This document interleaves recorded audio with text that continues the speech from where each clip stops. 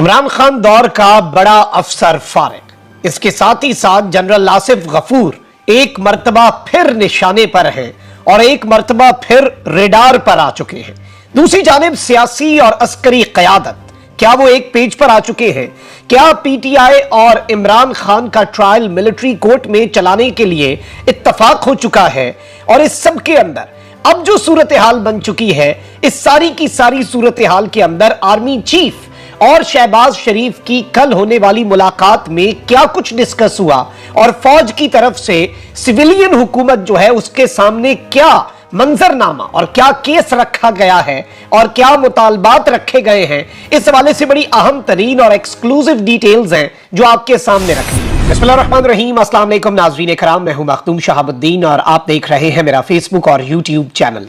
उम्मीद करता हूं आप सब लोग बखैर आफियत होंगे और जहां भी होंगे अपने अहले खाना समेत खुश भी होंगे और महफूज भी। नाज़रीन कराम, इस वक्त मुल्क के अंदर जो सूरत हाल बन चुकी है, इसमें जाहिर बात है कि तमाम तर नजरें एक जानिब तो इमरान खान पर है, दूसरी जानिब पाकिस्तान की मिलिट्री एस्टैब्लिशमेंट पर है। और इस वक्त ये ताल्लुकात without doubt point of no return से भी बहुत आगे कोसों दूर पहुंच चुके हैं और सबकी निगाहें लगी हुई हैं, सबकी नजरें इसी चीज के ऊपर हैं। और इस सब में यह भी देखना जरूरी है कि यह मामला अब कहां पर जाकर रुकेगा। कुछ और बड़ी डेवलपमेंट्स भी हैं। एक जानिब तो आईएमएफ जो है उसने इसहाक डार साहब को मुश्किल में डाल दिया है, ऑलरेडी मुश्किल में डाला हुआ है इसहाक डार साहब। आईएमएफ एक्सपर्ट अपने आप को कहते थे, डार साहब जब वापस आए डॉलर डर गया और डॉलर कहीं जाके छुप गया। फिर उसके बाद जब से डार साहब आए हैं उस दिन से लेकर आज के दिन तक डार साहब छुपते फिर रहे हैं और डॉलर जो है वो चीखता धाड़ता फिर रहा है और डार साहब कहीं पे नजर नहीं आ रहे। यही मामला आईएमएफ के साथ है। तड़ियां लगाते थे, बड़के मारते थे। शाहजेब खानजादा का प्रोग्राम बड़ा बेहतरीन एक प्लेटफॉर्म है ना, राना सनाउल्लाह साहब भी रोजाना जाते हैं, इसहाक डार साहब भी, वो गवर्नमेंट का एक तरह से आप प्लेटफॉर्म कह लें। उस प्लेटफॉर्म पे जाके जी कहते थे कि जी मैं आईएमएफ के साथ मुझे तजुर्बा है, ये सब कुछ हो गया। अब ये कहते हैं हमारी समझ से बाहर है, हमारे साथ आईएमएफ कर क्या रहा है। अब आलमी मालियाती फंड आईएमएफ ने आइंदा माली साल के बजट पर अदम इत्मीनान का इजहार कर दिया है और पेट्रोलियम मसनूआत पर लेवी बढ़ाने का मुतालबा कर दिया है। वजारत खजाना के हुकाम ने सेनेट की कायमा कमेटी बराए खजाना को ब्रीफिंग देते हुए बताया कि आईएमएफ ने पेट्रोलियम मसनूआत पर लेवी बढ़ाने का मुतालबा करते हुए 50 रुपए फी लीटर लेवी को नाकाफी करार दे दिया है। और इस सब के अंदर वजारत खजाना के हुकाम ने यह बताया कि मालियाती फंड ने पेट्रोलियम लेवी 50% फी लीटर से बढ़ाने का मुतालबा किया। आईएमएफ ने नवा जायजा मुकम्मल करने के लिए लेवी बढ़ाने की शर्त आयद कर दी है। पेट्रोलियम मसनूआत पर लेवी न बढ़ाने पर आईएमएफ ताहाल मुतमईन भी नहीं है। पाकिस्तान और आईएमएफ के दरमियान मुज़ाकरात के मामले पर वजारत खजाना के हुकाम ने बताया कि आईएमएफ ने आइंदा माली साल के बजट पर अदम इत्मीनान का इजहार कर दिया है। मालियाती फंड ने एफबीआर टैक्स हदफ पर तहफ्फुजात का इजहार किया है। आईएमएफ ने एफबीआर टैक्स वसूली की कोशिशें नाकाफी करार दे दी हैं। उसने टैक्स नेट में इजाफे के इकदामात को भी नाकाफी करार दे दिया है। आईएमएफ ने पाकिस्तान को टैक्स वसूलियां बढ़ाने के इकदामात करने का कहा है। हुकाम ने कमेटी को बताया कि आइंदा माली साल के बजट में एफबीआर का टैक्स हदफ 9,200 अरब रुपए मुकर्रर किया गया है। आईएमएफ ने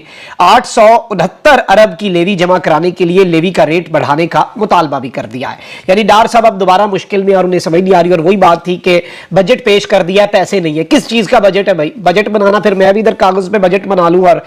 बैंक अकाउंट में पैसे ना हो और जिस तरह का मर्जी बजट बना लो, बेहतरीन काम है। लेकिन पहले जो एक बेसिक चीज है वो ये है कि आपके पास पैसे हैं भी कि नहीं। आपने इस मुल्क का जो और इस मुल्क की मईशत का जो बेड़ा गर्क किया है पिछले सवा एक साल में, वो पूरी कौम के सामने है। अच्छा, आगे बढ़ते हैं। कुछ और डेवलपमेंट्स भी हैं और सुप्रीम कोर्ट में सहाफी शहीद अरशद शरीफ फसखुद नोटिस केस की समाअत जो है वो आपको मैंने पिछले वीलॉग में बताया कि जुलाई के दूसरे हफ्ते तक मुलतवी कर दी गई है। और चीफ जस्टिस उमरता बंदियाल की सरबराही में 5 रुकनी बेंच ने समाअत की। अरशद शरीफ की वालदा के वकील शौकत अजीज सिद्दीकी का कहना था कि अरशद शरीफ की वालदा ने दरखास्त दी है और 5 अफराद के बयानात लेने के लिए कहा है। ये 5 अफराद कौन है? साबिक वजीर आजम पाकिस्तान इमरान खान, उसके साथ ही साथ फैसल वाडा, मुराद सईद, सलमान इकबाल और इमरान रियाज खान। इस पर चीफ जस्टिस ने रिमार्क्स दिए कि हम ना तफ्तीश कर रहे हैं और ना ही तफ्तीशी इदारों को कोई हिदायत कर सकते हैं। आप जीआईटी को दरखास्त दे दें, जो कानून है वो इस पर अमल करेंगे। उन्होंने कहा कि अदालत सिर्फ सहूलत फराहम कर सकती है, तफ्तीशी अफसर इसको देखेगा। तो जो जीआईटी तहकीकात कर रही है वो इन्हें बुलाना चाहे तो बुला सकती है। और इस सब के अंदर जारी बात है 23 अक्टूबर 2022 को कीनिया के शहर नैरोबी में शहीद होने वाले अरशद शरीफ का अभी तक मामला जो है वो लटका हुआ है। आपके सामने है कि किस तरह से आज खुद नोटिस लिया, फिर शहीद अरशद शरीफ की वालदा ने एक दरखास्त दी, जिसके बाद मामला जो है वो बहुत ज्यादा लटक गया और अब भी जो तारीख दी गई है वो जुलाई की दे दी गई है, यानी 20-25 दिन अब दोबारा आराम करें सब। अच्छा, अब यहाँ पर एक जानिब तो ये सब कुछ हो रहा है और भाई दूसरी जानिब इस्तेहकाम पाकिस्तान पार्टी जिस हाइप के साथ आई थी उसी हाइप के साथ दोबारा वापसी का सफर भी तय कर रही है, रिवर्स गियर भी लगा हुआ है और इस गुब्बारे में जितनी आर्टिफिशियली हवा भरी गई थी वो सारी हवा तो निकल चुकी है। लेकिन चले इनकी भी एक खबर सुन लें। हाल ही में कायम होने वाली जमात इस्तेहकाम पाकिस्तान पार्टी ने इंतखाबात में भरपूर शिरकत का फैसला किया है और इस्तेहकाम पाकिस्तान पार्टी का इजलास हुआ जिसकी सदारत पार्टी के पैट्रन इन चीफ जहांगीर तरीन ने लंदन में बैठे हैं वीडियो लिंक के जरिए की। इजलास में आमिर कियानी, ओम चौधरी, फिरदौस आशिकवान, मुराद राज, सईद अकबर नूरानी, शुएब सिद्दीकी, सैयद सईदुल हसन शाह, नुमान लंगड़ियाल और अजमल चीमा ने शिरकत की। इजलास में फैसला किया गया कि इस्तेहकाम पाकिस्तान पार्टी आइंदा इंतखाबात में भरपूर तौर पर हिस्सा लेगी। पार्टी सदर अब्दुल अलीम खान ने कहा कि मुल्की मसाइल को देखते हुए मुस्तकबिल का लाया अमल मुरतब कर रहे हैं, मुल्क में सियासी इस्तेहकाम के लिए काम कर रहे हैं। पार्टी पहले अपने अंदर इस्तेहकाम ले आए और फिर मुल्क के अंदर सियासी इस्तेहकाम भी आप ले ही आएंगे और इस सब के अंदर ये अब इंतखाबात जो हैं उनमें भरपूर हिस्सा लेने का इन्होंने ऐलान भी कर दिया है। ये 4-5 छोटी छोटी खबरें थी, मैंने कहा ये आपके सामने रख दूं। अब यहां पर आपको पता है कि कल army chief general Asim Munir की शहबाज शरीफ साहब जो है उनके साथ मुलाकात हुई है और शहबाज शरीफ साहब के साथ जो मुलाकात है, जाहिर बात है कि उसका जो एलामिया होता है वो एक वही जो एक रटा रटाया हमें पता है कि और नॉर्मली होता भी है चाहे जिसका भी दौर हो कि वही ऑपरेशनल तैयारियों के ऊपर ब्रीफिंग दी, इत्मीनान का इजहार किया, तमाम तर चीजें। लेकिन जाहिर बात है इस मरतबा एक चीज अहम यह भी थी कि इस एलामिया के अंदर कहा गया कि जी जो कौमी सलामती कमेटी का एलामिया उसके अमल दरामद पर भी गुफ्तगू हुई। अब उसके मदरजात जो है वो सामने आते जा रहे हैं और बहुत से साफियों ने इस हवाले से दावा किया है और जराए जो है वो दावा कर रहे हैं कि army chief general Asim Munir और शहबाज शरीफ की वजीर आजम हाउस के अंदर, वजीर आजम ऑफिस के अंदर जो मुलाकात हुई है उसमें बड़ी अहम तरीन बातें हुई हैं और फौज के जो सिपह सालार हैं उन्होंने ये चीज वाजे कर दी है कि जी जो इकदाम आपने करने हैं वो अब सिविलियन हुकूमत के, जैसे कहते हैं the ball is in your court, तो वो अब सिविलियन हुकूमत की कोर्ट के अंदर बॉल है और वो ना सिर्फ इस सब के ऊपर भरपूर कार्रवाई करें, ये कार्रवाई होती हुई नजर आए। सब कुछ फौज ने खुद नहीं करना, सब कुछ अगर फौज करती है तो उससे बड़ा एक डिफरेंट किस्म का टेस्ट पैदा होता है। सिविलियन हुकूमत ना सिर्फ इकदाम करे, ना सिर्फ बंदे पकड़े, बल्कि सिविलियन हुकूमत जो है इस वक्त मौजूदा जो हुकूमत है, विफाकी हुकूमत और दीगर इदारे जितने इनके मातहत हैं, वो प्रोसिक्यूशन को बहुत कमजोर बनाएं क्योंकि ये ना हो कि पहली पेशी पर जिस तरह से लोग ऑलरेडी छोड़े जा रहे हैं और जिस तरह के केसेस दर्ज किए जा रहे हैं वो केसेस इस तरह के हैं कि उसमें फिर जो जुडिशरी है उसे भी ब्लेम नहीं किया जा सकता। और मैंने वैसे आपके सामने पहले ही एक के बात रख दी थी कि एक खदशा पैदा हो चुका है कि जुडिशरी ताकतवरों के साथ इनकी भी एक वो जैसे कहते हैं ना कि तसादुम की राह हमवार हो सकती है और उसकी बेस भी यही बन सकती है कि 9 मई के वाकयात के ऊपर उस तरह से काम नहीं हो रहा। अलबत्ता इस सब के अंदर ये बात कही गई है और ये बात कम्युनिकेट की गई है शहबाज शरीफ साहब को कि आप इकदाम करें, हमें जिन लोगों का हुसूल जरूरी हुआ उन्हें हम जो एक नॉर्मल प्रोसीजर है, जो लीगल प्रोसीजर है उसके तहत हम वो लोग मांग लेंगे और वो लोग जो है वो मिलिट्री कोर्ट्स के लिए तलब कर लिए जाएंगे और उसका भी एक लीगल प्रोसीजर है मजिस्ट्रेट के जरिए। लेकिन आप कम अज कम अपना हिस्सा जो है वो इस सब के अंदर डालें। और इस सब में ये भी एक चीज बड़ी इंपॉर्टेंट है कि आसिफ अली जरदारी साहब जो हैं वो इस वक्त रिलक्टेंट भी हैं। आसिफ अली जरदारी साहब जो हैं उनके हवाले से ये दावे सामने आ रहे हैं कि वो इस वक्त नहीं चाहते कि जी इमरान खान साहब की अरेस्ट या फिर उनका मिलिट्री कोर्ट के अंदर ट्रायल और ये सब कुछ। अलबत्ता इस सब के अंदर जो इंपॉर्टेंट चीज है वो ये है कि अगर आप इस पूरे सिनेरियो को देखें तो इसमें जिस तरह राणा सनाउल्लाह साहब ने बात की कि 3-4 हफ्ते की बात है इमरान खान की गिरफ्तारी, तो इस वक्त जो सूरत हाल है वो प्रोसिक्यूशन को बहुत मजबूत बना के तमाम तर चीजों को एक प्रोसेस के हिसाब से चला के आगे ले जाने के ऊपर तो फैसला हुआ है और इसके ऊपर मुशावरत भी हुई है। लेकिन इसमें एक चीज जो जरा इस वक्त बता रहे हैं और जो इस वक्त बहुत से लोगों ने ऑलरेडी रिपोर्ट किया है, बहुत से साफियों ने, वो ये है और ये साफती हल्कों के अंदर बात चल रही है कि इमरान खान साहब की अरेस्ट जो है वो डिसाइड हो चुका है कि जी इमरान खान साहब को अरेस्ट करना और इसमें सब ऑन बोर्ड है। अलबत्ता इस सब के अंदर जिस तरह मैंने आपको बताया कि जरदारी साहब को ये लग रहा है कि जी इमरान खान को मजीद हीरो ना बनाया जाए और ये सारी चीजें, and there is a reason. Zardari साहब ने नवाज शरीफ साहब को कहा कि लंदन में इस्तेहकाम पाकिस्तान पार्टी के जो पैट्रन इन चीफ जहांगीर तरीन आए हैं उनसे भी आपने मुलाकात नहीं करनी, अपना फोकस जो है वो जमहूरियत के ऊपर रखें, ये किंग्स पार्टी जो बनाई गई है ये जिस तरह से बनाई गई है। तो इससे ये भी चीज समझ आ रही है कि जरदारी साहब जो है उनके ताल्लुकात को इतने ज्यादा बेहतरीन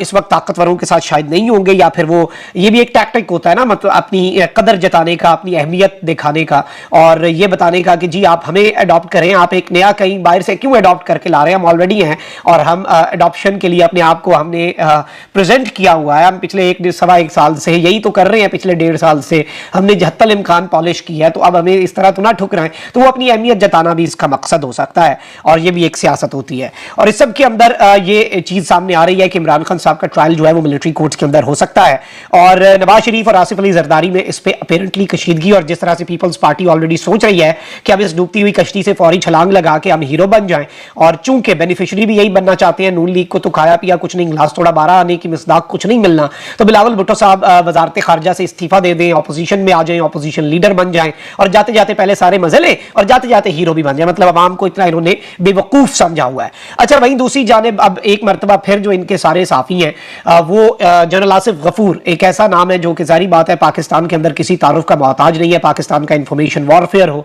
इवन उनके दौर के अंदर ये चीज बड़ी अहम है और काबिल जिक्र है कि भारत के अंदर ये बात कही जाती थी भारतीय मीडिया पर कि हम ISI करते रहे, ISPR जो है उससे हमें डरना चाहिए। वो जो इंफॉर्मेशन वॉरफेयर के अंदर उन्होंने एक तब्दीली और जिस तरह से सब कुछ किया, अब लगातार एक साफियों का पूरा टोला है जो जनरल आसिफ गफूर साहब जो हैं उनके ऊपर ना सिर्फ इमरान ज़दा होने का इल्जाम लगाता है बल्कि कहता है कि जी वो बारीक, बल्कि आज मैं एक व्लॉग एक और देख रहा था कि जनरल आसिफ गफूर साहब को दोबारा निशाने पर लाया गया और कहा गया कि जनरल आसिफ गफूर जो है उनकी बारीक वारदात ये हो गया, उन्होंने सुलह सफाई कर ली, उन्होंने सारे मामलात क्लियर कर लिए, लेकिन वो उस दौर के रूए रवां थे, ये हो गया वो हो गया, अपने आप को बचा लिया, ये कर लिया वो कर लिया। ये सारी की सारी बातें क्यों की जाती हैं? और इसमें अहम चीज ये भी है कि अगर एक मेजर जनरल के ऊपर खान साहब जो है वो बात करते हैं या कोई साफी बात करता है तो उनके ऊपर जो इक़दामात होते हैं, क्या वो एक हाजिर सर्विस लेफ्टिनेंट जनरल जो कि जारी बात है कोर कमांडर कोयटा है, आम तरीन ओहदे के ऊपर हैं, उनके ऊपर बात करने के ऊपर, ये सारी चीजें वैसे बड़ी गौर तलब है। और ये सब कुछ क्यों किया जाता है गाय बगाए? चले, जनरल फैज हमीद पर जो बात होती है, जनरल बाजवा पर जो बात होती है, वो अब रिटायर्ड हैं और वो अपनी एक रिटायर्ड जिंदगी गुजार रहे हैं। बाजवा साहब इस वक्त गुमनामी की जिंदगी, जिस तरह उन्होंने कहा था कि मैं गुमनामी में चला जाऊंगा, लेकिन गुमनामी से मुराद शायद उनकी यूरोप थी, वो यूरोप ट्रिप पे हैं और वो इंटरव्यूज दे के भी गुमनामी में नहीं गए, रोजाना अपनी रिटायरमेंट के बाद इंटरव्यू दे दिया करते थे। चले, वो एक अलग स्टोरी है, लेकिन जारी बात है कि इस तरह से जनरल आसिफ गफूर साहब को निशाने पर लाना बड़ा अजीब सा और बड़ा मानी खेज सा है और इसकी समझ नहीं आती कि ये क्या इसके मकासद क्या हैं। और ये एक साफियों का मखसूस टोला है साफियों का जो कि इस सब के अंदर मुलव्वस पाया जाता है। अच्छा, वहीं दूसरी जानिब अब जो सूरत हाल बनी हुई है उसमें मैं आपको ये बता दूं कि इमरान खान साहब के दौर में एक तैनाती हुई थी और वो थे चेयरमैन नादरा तारिक मलिक साहब, और इनके ऊपर अब ये एक पूरा इल्जाम लगाया जाता है कि जी जब इनकी सिफारिश जो है वो जनरल फैज हमीद साहब ने की थी खान साहब को, और इसलिए जब जनरल आसिम मुनीर साहब चीफ बन रहे थे तो उन दिनों में जनरल आसिम मुनीर के घर वालों का डाटा निकाल के उनकी अहलिया की जो ट्रैवल हिस्ट्री है वो निकाल के कि वो ईरान ज़ियारतों के ऊपर गई, ये एस्टैब्लिश करके सऊदी अरब को बताने की कोशिश की गई कि ये जी अहले तशीह मकतब फ़िक्र से ताल्लुक़ रखते हैं इसलिए सऊदी अरब रुकवा दे। इसमें यह हकीकत है या नहीं, लेकिन मैं समझता हूँ जो सबसे इंपॉर्टेंट चीज़ है कि क्या सऊदिया को ये अब भी लगता है कि पाकिस्तान में कोई इस तरह से नहीं हो सकता, और अगर ऐसा लगता है तो सऊदिया कौन होता है? देखें, हमारे अफवाज जो है उनके अंदर हर मजहब के लोग हैं, हर रंगो नस्ल, और वो पाकिस्तानी किसी दूसरे से ज़्यादा कम नहीं होता। हम सब पाकिस्तानी हैं, हम सब पाकिस्तान से मोहब्बत करते हैं और इस तरह की चीज़ वैसे होनी नहीं चाहिए। मुझे नहीं पता कि ऐसा कुछ है कि नहीं, लेकिन अब इनके जाने को इमरान खान के दौर की कहा जा रहा है कि जी आखिरी बाक़ियात जो है वो निकाल दी गई हैं। अलबत्ता वज़ीर आज़म शहबाज शरीफ से मुलाकात में चेयरमैन नादरा जो है उन्होंने अपना इस्तीफ़ा पेश किया और वज़ीर आज़म ने फौरी चेयरमैन नादरा का इस्तीफ़ा मंजूर कर लिया और काबीना डिवीजन को तारिक मलिक के इस्तीफ़े का नोटिफिकेशन फौरी जारी करने की हिदायत की। और इस सब के अंदर इंपॉर्टेंट चीज़ यह है कि ज़राए ने कहा है कि तारिक मलिक को बैरून मुल्क जाने से रोक दिया गया। ज़राए ने बताया है कि वफाकी तहकीकाती एजेंसी FIA ने चेयरमैन नादरा के बैरून मुल्क जाने पर आर्जी पाबंदी आयद कर दी है और इस सब के अंदर ये जो चेयरमैन नादरा है इनके ऊपर FIA और NAB दोनों के अंदर नेशनल अकाउंटेबिलिटी ब्यूरो और फेडरल इन्वेस्टिगेशन एजेंसी दोनों में इनके खिलाफ तहकीकात भी चल रही हैं। तो इमरान खान दौर का एक बड़ा अफसर जो है उसका फारिग होना, ऑब्वियसली इस तरह का इस्तीफा यही होता है, सामने बिठा के कहते हैं निकालें या इस्तीफा दें, बेहतर यह है कि आप इस्तीफा दे दें। वो इस्तीफा नहीं होता, वो बेसिकली यही होता है कि आप बस चले जाएं, और वो एक तरह से फायर करना ही होता है कि आप सामने बिठा के कहते हैं कि इस्तीफा चाहिए, इस्तीफा दोगे या निकालें। तो ये इन्हें निकाल दिया गया, इन्हें सैक कर दिया गया, ये कहना गलत नहीं होगा। और जारी बात है इन पर इल्जामात जनरल फैज हमीद के लिए ये सब कुछ करने के लगाए जा रहे हैं, तो ये बड़े घिनौने हैं। अलबत्ता काउंटर आर्गूमेंट ये भी है कि ये कोई 2 लाख कुछ पासपोर्ट्स या आइडेंटिटी कार्ड्स का मसला था, ID कार्ड्स का, उसके अंदर ये डटे हुए थे और ये सब कुछ नहीं कर रहे थे। लेट्स सी क्या मामला है, आने वाले वक्त में सब कुछ क्लियर हो जाएगा और आइन और कानून के मुताबिक चीजें चलनी चाहिए। अपना बहुत ख्याल रखें। अल्लाह निगहबान पाकिस्तान।